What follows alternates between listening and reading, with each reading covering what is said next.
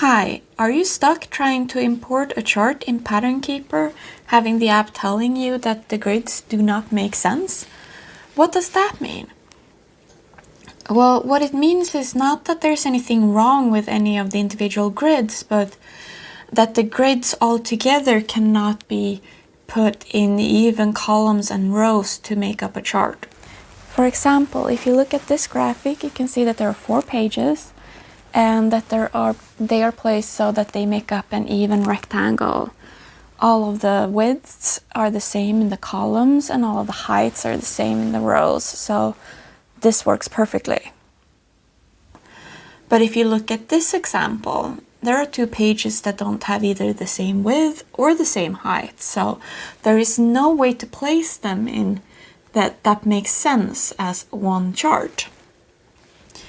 The reason why it ends up like this could be a lot of different things. It could be like extra pages with alphabets on them for samplers or birth samplers.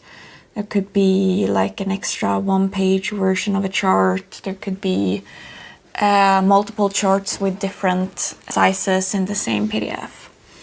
So what you need to do to get to the bottom of this problem, if you have it, is to just start scrolling in the PDF and check what you actually have. So I'm just gonna check in this and we can see I have a couple of grid pages. And what I can notice immediately is that this first grid page looks a lot denser than the other pages. And my guess is that it is a 1-page version of the chart. So the whole chart is on this 1 page. So I will start with deleting this grid, and I do that by tapping the trash can button to the left. So you can see that the grid disappears from that page. So then I'll click OK, see if it works now. And it still tells me no working size. If it still tells you this, it means that something else is wrong with the chart, and now I don't really have an idea, so I will click help. And what I can see in the help dialog is a list of the grids that are in this PDF.